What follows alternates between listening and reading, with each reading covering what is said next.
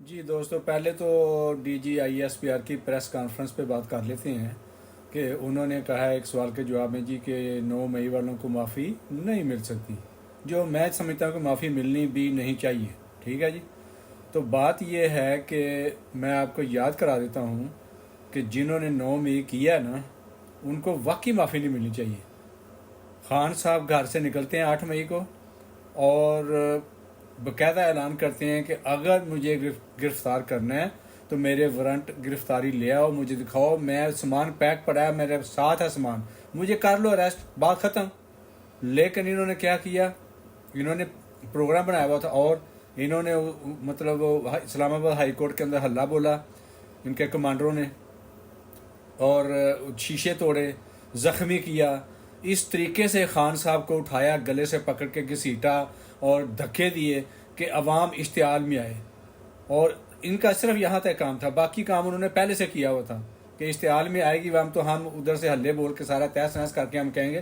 یہ پرانی وارداتیں ہو چکی ہیں، پرانے طریقہ کار ہیں، جو گھسے پٹے طریقے ہیں۔ تو یہ تو ہر بچے کو پتہ ہے اس طرح کے طریقوں کا۔ تو ان لوگوں کو جنہوں نے واقعی 9 مئی کے اندر توڑ پھوڑ کی تھی نا، ان کی لائن سی سی ٹی وی بار بار، یہ پی ٹی آئی والے کہتے ہیں، لوگ کہتے ہیں، جو نیوٹرل تجزیہ نگار ہے وہ کہتے ہیں وہ سی سی ٹی وی کیوں نہیں آتی؟ آپ تو 1 منٹ میں سی سی ٹی وی لیتے، وہ سی سی ٹی وی لائن، جو بندے موجود ہیں ان کو سزا دے، بے شک وہ پی ٹی وی والے ہیں۔ تو یہ بات نہ کرے معافی نہیں ملنی، معافی ان کو نہیں ملنی جنہوں نے یہ کارنامہ سر انجام دیا تھا۔ ٹھیک ہے، دوسرا دیکھیں، آج افغانستان کہہ رہا ہوں، بنگلہ دیش میں جو اسٹوڈنٹ یونین تھی وہاں سے ہنگامے شروع ہوئے تھے، اور آخر کار انہوں نے 2-3 ہفتے کی محنت اور کوشش اور سٹرگل کے بعد انہوں نے قربانیاں دیں اور انہوں نے رزلٹ حاصل کر لیا، اور اس جو وزیر اعظم تھے ان کو بھاگنے کا مجبور کر دے۔ وہ آپ کو سارا پتہ ہے سوشل میڈیا کے اوپر، وہ سارا پتہ کیا ہوا تھا۔ اب وہاں فوج آ گئی ہے، پتہ نہیں اب یہ آسمان سے ٹپکا کھجور میں اٹکا والا صاحب نہ ہو جائے، تو دیکھتے ہیں اب آگے کیا ہوتا ہے۔ لیکن ایک چیز انہوں نے ثابت کر دی ہے کہ جب تک کوئی قوم قربانی نہ دے یا وہ احتجاج نہ کرے تو اس کو کچھ حاصل نہیں ہوتا۔ یہ ادھر جلسے کر رہی ہیں نا، آج سوابی میں جلسہ ہے، بہت بڑا جلسہ ہے، اس سے 10 گنا بڑا بھی جلسہ کر لینا تو پھر بھی کچھ حاصل ہونے والا نہیں ہے۔ کیوں؟ آئے میں آپ کو بتاتا ہوں۔ وہ اس طرح کہ جنہوں نے خان صاحب کو اریسٹ کروایا ہوا ہے نا، انہوں نے اس وقت تک رہا نہیں ان کو ہونے دینا جب تک جو اسرائیل اور غزہ کی جنگ ہے نا، جو حماس کی، وہ ختم نہیں ہوتی۔ اور اس کے اندر پاکستان کا ایک اہم رول ہے، سب کو پتہ ہے، اسلحہ بھی جا رہا ہے، سب کچھ ہو رہا ہے۔ وہ اس وقت تک نہیں ان کو رہا کرنے دیا جانا جب تک وہ جنگ جاری ہے۔ اور دوسرا، یوکرین کی جنگ، یوکرین کی جنگ، وہ بھی جب تک ختم نہیں ہوتی، وہاں بھی پاکستانی اسلحہ جا رہا ہے۔ تو دونوں ملکوں کے اندر جو ہے نا، وہ پاکستان کا اچھا خاصا رول ہے جو وہ ادا کر رہا ہے، اور وہ جو قوتیں ان سے رول لے رہی ہیں نا، وہ نہیں چاہتی کہ خان صاحب باہر آئیں۔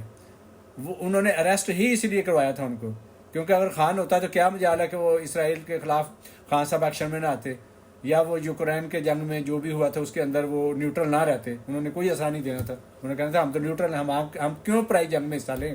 تو کہنے کا مقصد یہ ہے کہ یہ خان صاحب اتنی جلدی رہا ہونے والے نہیں ہیں ان کی اسکیموں کے مطابق، ان کے ارادوں کے مطابق۔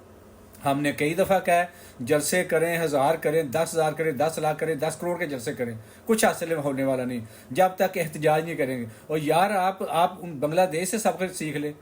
انہوں نے آپ کے سامنے کہتے تھے یہ 4 فٹ کے بونے ہیں، یہ ٹھینگنے سے بندے ہیں بنگلہ دیشی، یہ تو کچھ بھی نہیں کر سکتے۔ میں آپ کو یقین دلاتا ہوں کہ جب پاکستان آزاد ہوا تھا نا، 90% بنگلہ دیش کا رول تھا، طریق بنگلہ وہاں سے اٹھی تھی، انہوں نے قربانی دی تھی۔ پاکستان میں کیا کیا تھا بتایا مجھے، کس قوم نے؟ پنجابیوں نے کیا کیا تھا پاکستان کے 1947 میں؟ کیا ان کی قربانی ہے؟ کوئی ایک مجھے واقعہ بتا دیں، کوئی ایک بڑا نام بتا دیں جنہوں نے کیا ہو، کچھ بھی نہیں۔ اور یہ تو، اور دوسری بات، پنجابیوں کو ان کو بھی پتہ ہے، جو اب میں آپ کو ایک اور بات بتاؤں، ان کو بھی پتہ ہے کہ پنجابیوں کو اٹھنے نہیں دینا ہم نے۔ وہ خیبر پختونخوا اٹھ رہا ہے نا، مطلب کر رہے ہیں جب سے، وہ نہیں ڈرتے، ان کو نہیں اٹھنے دینا۔ یہ ایسے ہی ہے، انہوں نے جان بوجھ کے کالجوں اور یونیورسٹیوں میں یہ نشے اور ہیروئن کا کاروبار جان بوجھ کے چلانے دیا۔ یہ اگر کوئی ملک چاہے نا تو ایک واردات ہوتی ہے ہر ملک میں اکا دکا، لیکن یہ ٹانگ دیتے، ان کو پھانسیاں لگاتے تو کبھی یہ ہیروئن نشہ کالجوں میں نہیں آئے۔ یہ چاہتے ہیں کہ ہماری جو نوجوان نسل ہے نا، وہ اسی طرح نشوں میں پڑی رہے، ان کو فیوچر کے بارے میں سوچنے کا موقع ہی نہ ملے۔ اور یہ بڑی گہری سازش کے تحت اب تو اسکولوں میں شروع کرا دیا انہوں نے. یہ ہے طریقہ کسی قوم کو ختم کرنے کا، صرف اس لیے کہ ہمارا اقتدار، ہماری رٹ قائم رہے. کوئی احتجاج کرنے والا کوئی اسٹوڈنٹ یونین پر پابندی لگوائی، اس کے بعد جو باقی رہے سہے اسٹوڈنٹ تھے ان کو نشے کے اوپر لگا دیا. کیا نہیں ہو رہا یونیورسٹیوں کے اندر، لڑکوں لڑکیوں کے اندر معاشرتی بگاڑ پیدا کر دیا، ساتھ ہی نشہ ہیرون ہر چیز ان کو لگا دی. ٹھیک ہے، اور یہ سوچے سمجھے منصوبے کے تحت لگائی گئی تھی اور لگائی جا رہی ہے اگر آپ سمجھیں تو. اسی لیے تو احتجاج نہیں ہو رہے.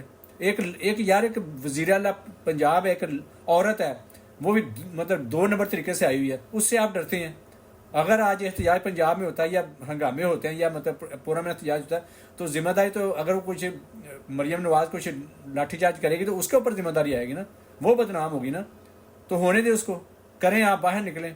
آپ تو ڈر کے بیٹھ گئے ہیں، ایک عورت سے ڈر کے بیٹھ گئے ہیں. یہ آپ کی حالت ہے.